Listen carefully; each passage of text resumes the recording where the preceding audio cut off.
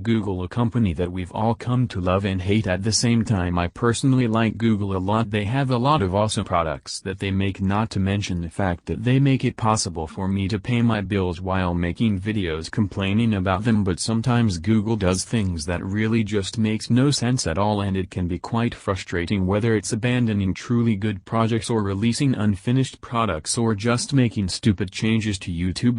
The primary example in this case is Google Home. Now this is actually a really cool device with some neat features. It can play music, control smart home devices, keep a shopping list, lots of stuff you would expect from a virtual assistant. But one thing it can't do, even months after release: set reminders. What are you smoking? Where you wouldn't put this incredibly basic feature into your flagship product. This is a product they're pushing so hard they've even set up physical stores like in New York, where they have a bunch of these Google Home things on display. If there's any feature I would expect in a virtual assistant, it's the ability to set reminders. I mean, how easy is that? And it's probably one of the first features that any average consumer would try. But what, it gets worse, because the Google Assistant on your phone can set reminders no problem, so we know that it can be done. They just decided to not put it in Google Home for some reason. But here's the worst part of it all, and it's actually quite hilarious once you get past the frustration of it, is that if you put both your phone and Google Home within hearing range, Google Home will always take precedence even if it can't do what you're asking. So if you use the wake word and ask your phone to set a reminder, but you're in the presence of Google Home, your phone will say answering on another device, and then Home will say, oh yeah, I can't do that. Therefore you really have two options. You can either not use the wake word at all and just use the home button on your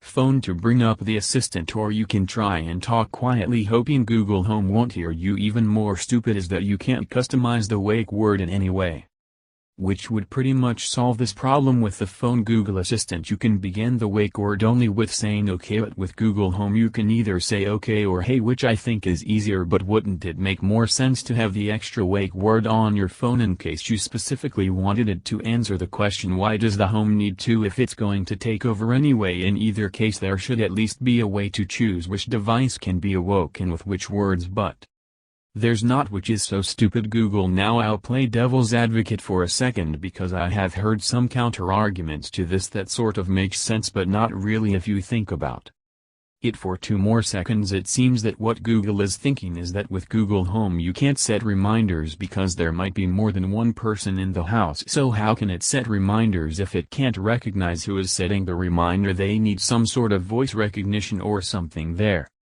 Point is basically, look, creating reminders is just too hard. The technology just isn't there yet to this.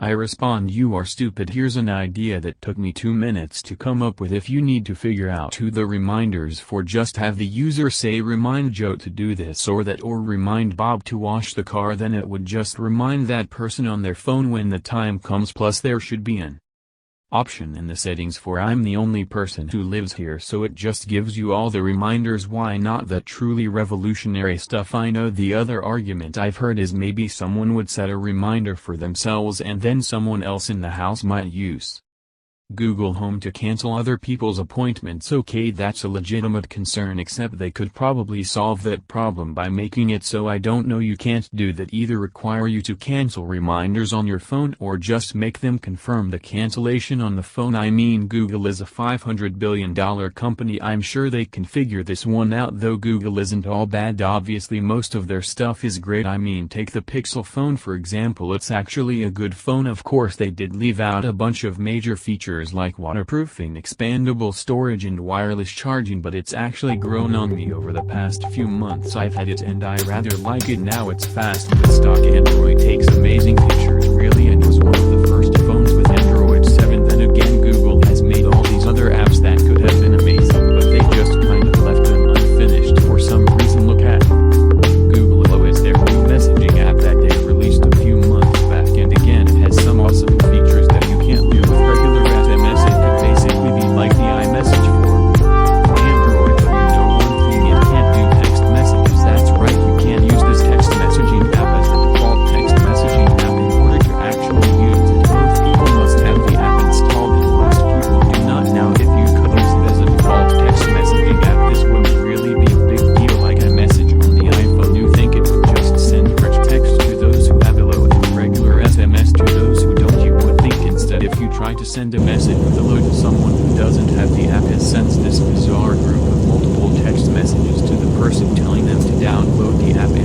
chucks your message at the end of it. It doesn't even send those texts from your number. It's some random number owned by Google. So the people like, who is this person texting me? The whole system makes no sense at all. Why not just do it like iMessage, where it doesn't let you use the advanced features in a message unless the other person has the app at least?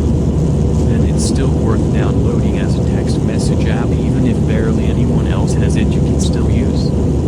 As it stands now, it's just this random other messaging app that is just a hassle to use separately because no one else has it. Now I don't pretend to have all the answers, but I mean, come on, these are such basic improvements that Google is obviously capable of. It's almost like they're purposely holding back, and in the case of Hello, I would be surprised if that was the case. You think Google has been rebranding their default messenger app recently to Android Messenger, which will be shipped default the Android phones in the future, and it will support a lot of the new RCF features the cell networks are moving towards. Perhaps they can't add SMS support to Hello, or else there would be too much feature overlap with the other apps, and that would make the Android Messages team sad. Google isn't just this single monolithic company. It has a ton of different departments, and it's pretty obvious that they have an issue with one hand not talking to the other. I mean, why else would they have so many completely separate messaging apps instead of just combining them? This might all sound like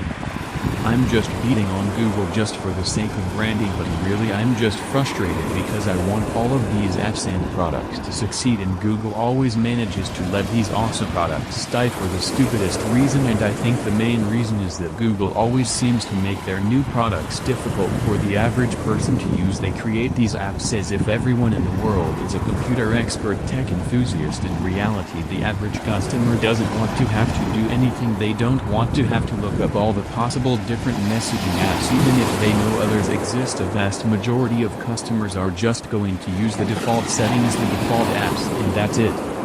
But Google's doesn't seem to get that. I guess they create these awesome apps with great features, but instead of adding the features to the current default app that everyone uses, they just throw up a totally separate app in the App Store and expect everyone to download it. Meanwhile, half the people don't even know it exists in the first place, and the other half doesn't care, and those that are left that actually are interested can't use it because no one else does. Google have seriously got to get their act together. I'm sick of seeing all the best products getting abandoned because no one knew about them. Take for example the Google Wallet card. Ever heard of this? This thing was awesome. You could add money to your Google Wallet account and get this physical card that works like a debit or credit card. You go to an ATM and take money off it, but the best thing about it was that unlike literally every other debit card on the planet, you could instantly transfer money to it from your bank account. This means that instead having to carry around my actual debit card, which could get lost or stolen or skimmed or whatever, if I needed money from my ATM card, I could go on my phone, add $50 to my wallet, then 10 seconds later get it out with a card, and it's like an extra buffer between my bank account and anyone that might be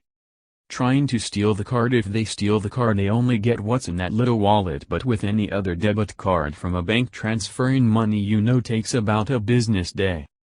You can't do it instantly, but you see, with this, the best thing was that Google actually fronted the money for you and put the funds in your account instantly before the bank transaction was completed, so you didn't have to wait at all. No one else does this, so this cannot be replaced. There's nothing else like this, and it was pretty freaking awesome, right? Unfortunately, you can't use it anymore because Google stops the wallet card program last year, all because not enough people used it. Well, Google, maybe you should have actually told people that it existed. The only reason I knew about it was I just happened to stumble upon it while digging through Google Wallet settings one day, and anyone else I told about it had never heard of it, and you probably never did either. Google does this time and time again, make an awesome product, don't tell anyone about it, think